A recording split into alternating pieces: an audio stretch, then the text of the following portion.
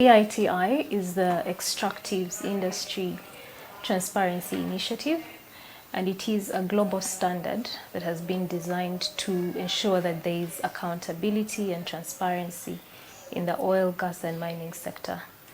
And specifically, the EITI provides a platform for governments and companies within the extractive sector to provide information on the revenues that are coming from within the sector, and also how government is actually using that revenue to benefit the public.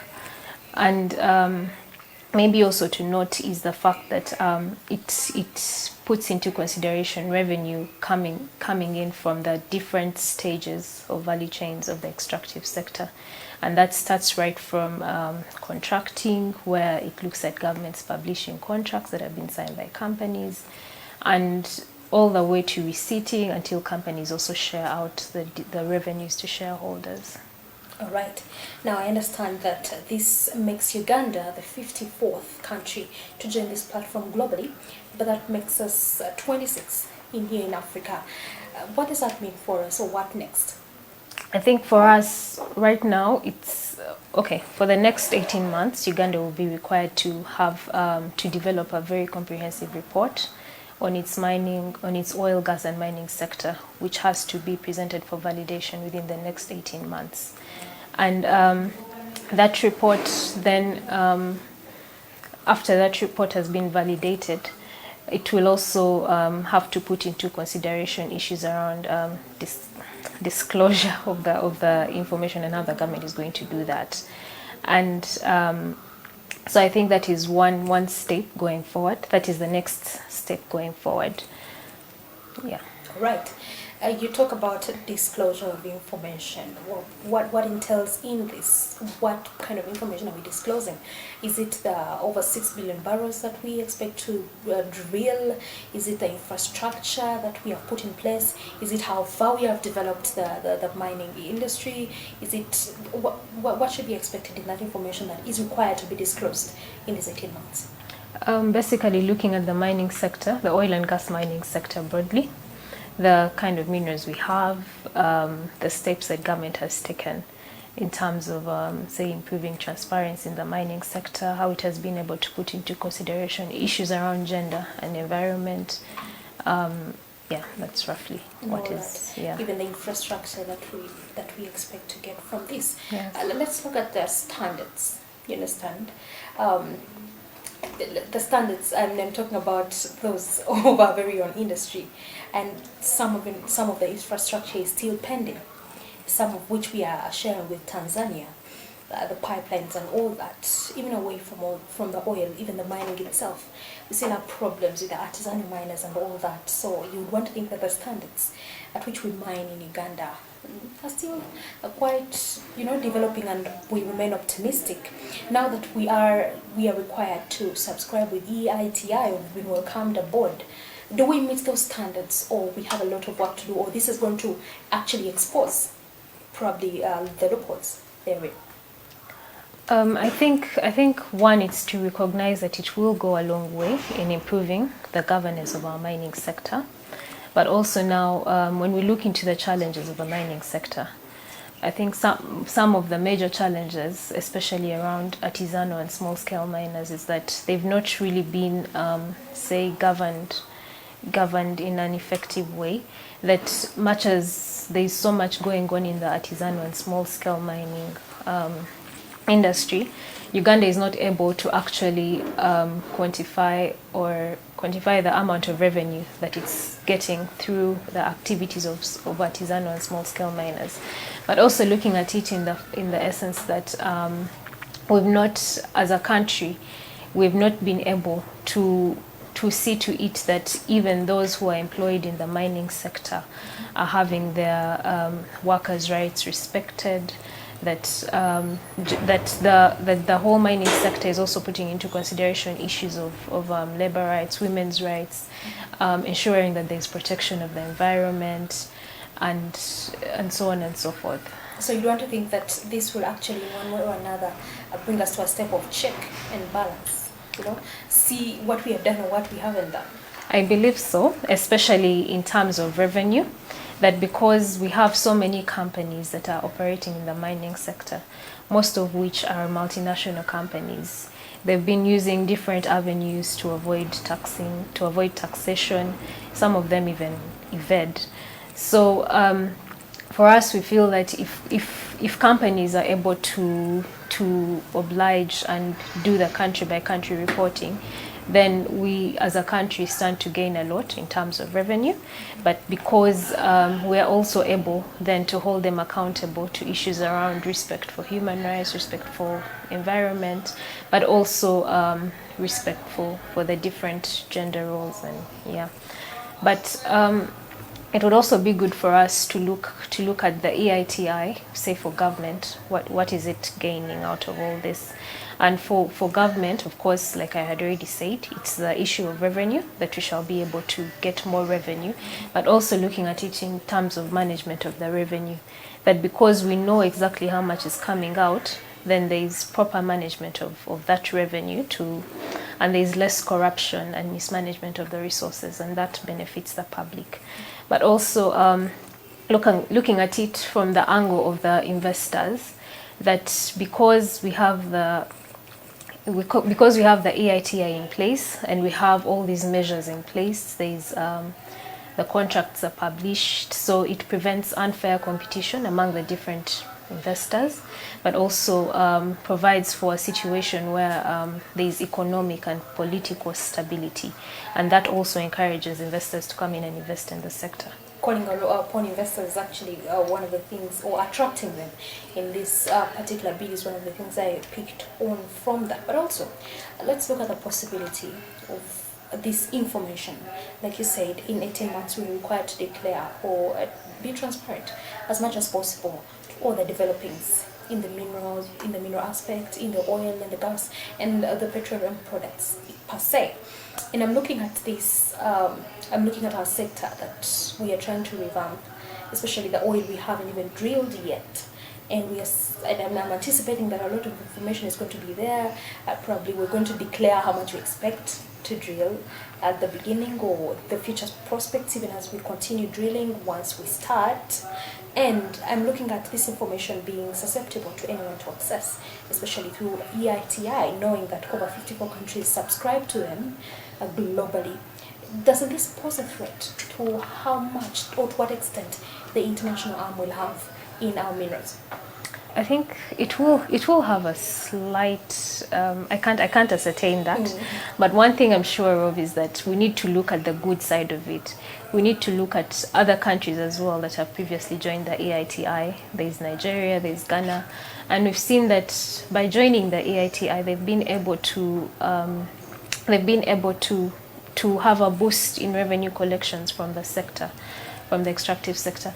So for us, I think it's good to look at it in that angle, because if you have citizens and communities also accessing this information, so they know how much companies are making, they know how much government is actually getting from these resources, and they want to see it translating into government providing for them their most essential needs like health, education, and so on and so forth. So I think for the information to be out there, to be available, also provides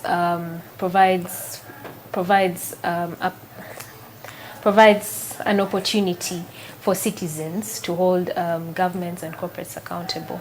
Because we know that this is how much we've made, yes, and this is probably how much we should expect. So if we see anything less than that, then it would be easy to actually hold them accountable, like you said. Yeah. I also want to, I was wondering, subscribing or being a part of the EITI platform globally, do we have market benefits that come from that, especially for the products in Uganda, our mining products that we extract, or even the oil once we begin? Does that come with the market benefit? Probably sharing it with those that have been there before we have. I think it's one in the sense that it protects companies. So much as the EITI might not necessarily determine how much of our oil or minerals are out on the market, for us, the moment it creates that level playing ground for all the companies that are going to engage across the different value chains, that's a win on the side of the companies, that they know if they're to invest in Uganda, they know the process. They're able to ascertain the costs that they're going to incur across the different value chains, and in terms of determining the market availability. Now that is something I don't think the EITI will be able to do, because it's mainly looking at the revenue that is going in and coming out. Okay. You previously talked about how this will create a mirror to see if some elements or some sensitive issues are responded to in this whole sector, the minerals and the oil and gas, especially to do with human rights, gender sensitivity, the environment, and the like. If you don't mind expounding more on that, what are some of those rights that need to be responded to in relation to conserving the environment, even as we drill this oil or we extract the minerals, and in relation to being gender sensitive and human rights sensitive? Gender sensitive in the sense that while we have different people working across the different value chains of the extractive sector, that you have women taken well care of, that the companies recognize the need to cater for these different groups in terms of providing protective gear, in terms of looking at also the wages, broadly looking at their livelihoods in this sense, but also for environment, that while the extractives or while these companies are actually engaging in mining and exploiting all these minerals, they do not harm the environment. That we need to look at the future generations as well, that even though these minerals have been extracted, they should not damage the environment, because future generations have to survive on some of these lands. That is actually something that I expect that will actually be of good interest. I mean, we have wells, we have oil wells, and you expect that that is something that would contravene with the soil. But I also was interested to understand or hear from you as a civil society, what best position are you taking in the development of the mineral sector, especially here in Uganda, or what recommendations do you have? Away from the sensitivity, the human rights sensitivity, environment, and everything. I think one thing is to recognize that during the recent years, civil society has played quite a big role in advocating for improvement in governance of the extractive sector, and we've seen government taking steps to recognize that. And of course, we are glad to note that even with the multi-stakeholder group that has been okay, it includes CSOs, government officials, as well as members of the private sector. So with that on table, then we see that the role of civil society is being felt more. And for us, our recommendations have been centered more around encouraging transparency, especially in the management of revenues. We've been looking at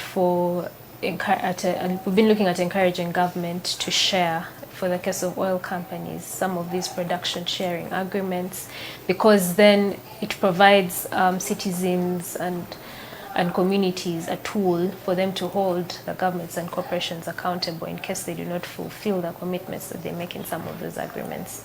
So I think our recommendations will mostly and have always centered around improving transparency, putting into consideration gender, but also largely protecting the environment when it comes to the extractive sector.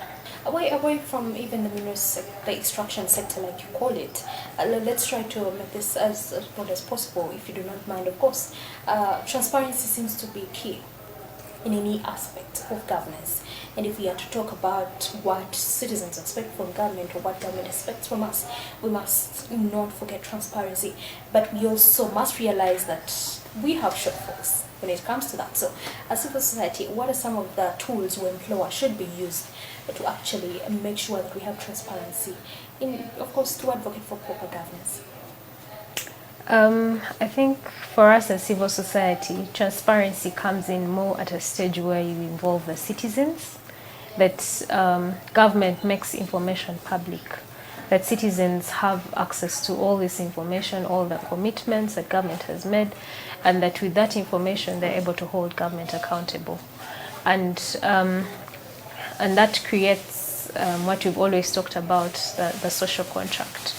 That while citizens are paying their taxes, they're able to hold government accountable to make sure that it's putting into consideration their needs. Right. Yeah. And even going further, we expect that even as we pay tax, we should receive a basket of service delivery, but something that remains unexplored. Now, we want to get your last recommendations on these in relation to what is expected of us now that we are at this step, because some people have been actually imploring and of course creating optimism that the far we go in the steps of actual engagement into the development of the extraction sector or industry in Uganda. We expect that more revenue is going to come and more jobs are going to be created. But how best should we prepare? How best should Ugandans prepare for this? Because that is going to require key techniques, if you'd ask me, or expertise to actually engage in all that. How best should we prepare? It does require quite a lot of expertise to prepare, and for people to fully engage. But it's also about citizens taking steps to also interest themselves in these issues, to understand the issues and engage.